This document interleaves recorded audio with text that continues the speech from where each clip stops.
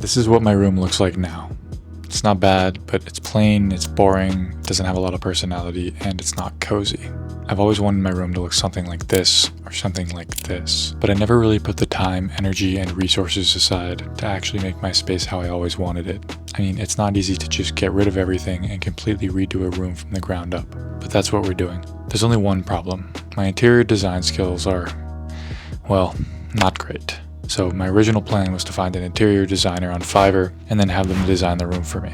But when I told my girlfriend this, she said absolutely not, and that she's got this one in the bag. See, unlike me, she actually has the ability to design nice spaces, like our bedroom and our living room. So with her help, we're going to turn this room into my dream room. So where do we start? Well, IKEA. Here's the plan. We're going to drive an hour and a half to IKEA, find designs from rooms we like, gather ideas, and then purchase everything we need to create my dream space. As we shop, we're thinking in terms of sections. We have to design the following areas: the walls, the desk area, the floor, the reading nook, and the bookshelf. Which leads me into the list of requirements I have for my new space. First, a cozy reading nook to encourage me to read more, to allow my girlfriend to work in the room with me, and so my cat can sleep on it. Second, a floor-to-stand desk setup, plus a floor seat to encourage me to sit on the floor throughout the day while still allowing me to sit in a regular chair when needed and to stand. This allows me to move around throughout the day. Third, there has to be a good place for my lockbox, and my phone charger has to be in the lockbox so it can be my permanent home for my phone. Fourth, I want it to be minimal and not distracting. Encourage deep work, reading, meditation, and focus. Fifth, I want it to have sick aesthetic lighting and lamps.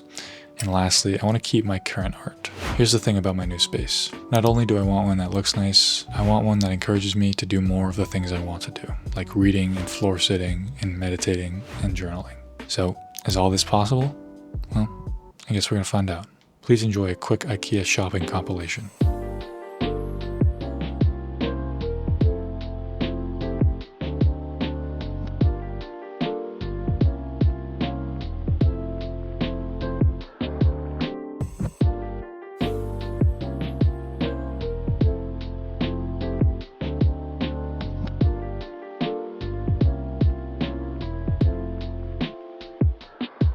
And we had to go back a second time.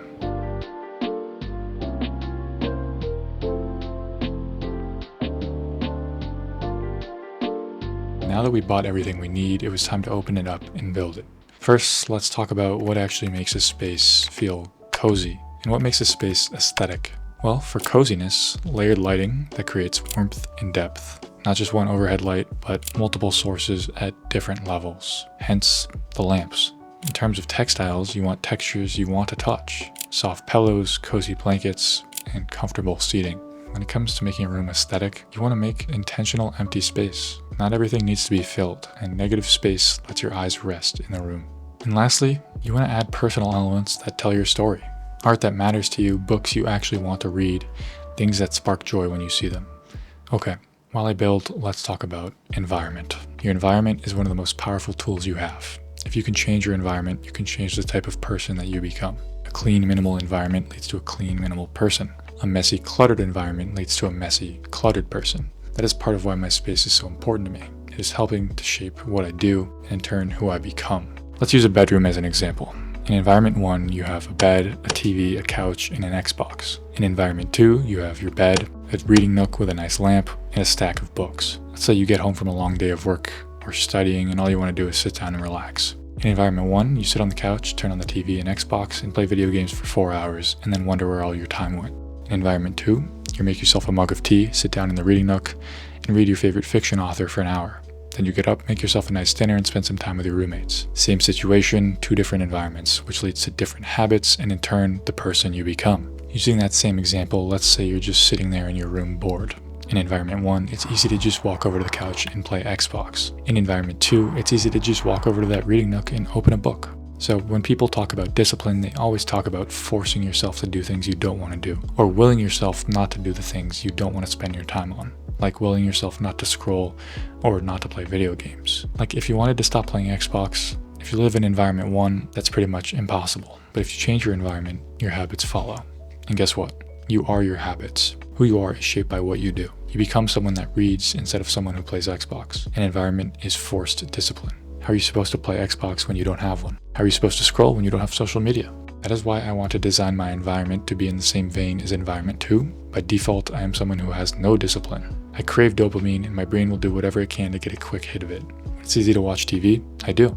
In my new environment, the easy thing will be the thing I want to spend more time doing, reading, journaling, meditating. And the things I want to stop doing will be the hard things, or the impossible, like reaching for my phone. See, it's not just a new physical environment. I'm using this time to do a full reset on everything, my room and all my devices. Hard blocking all the things I don't want to spend time on while I transform my physical space. A full life reset.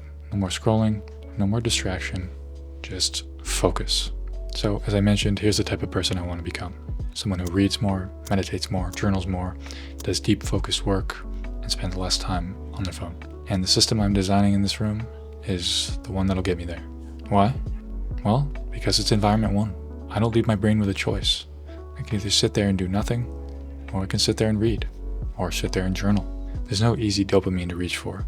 There's no quick hit that I'm going to get. So yeah, that's the power of environment. There's also science behind being in a place you love. Studies show that well-designed spaces reduce stress, increase focus, and improve overall well-being.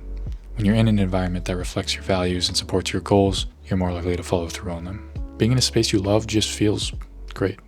It's one of the best feelings in the world. Alright, it's done. Let me show you what we built. This is the reading nook.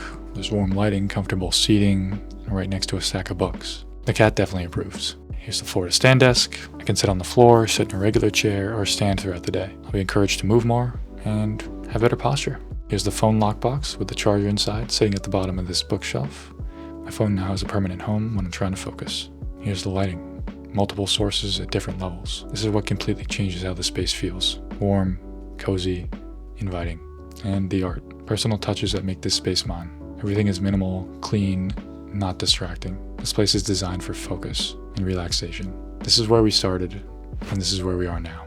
Look, I don't know if this will work 100%. If having a nice space will actually make me read more, meditate more, be more present. But I do know this. I've removed every excuse. The environment is ready. The path is clear. Now it's just on me to walk it.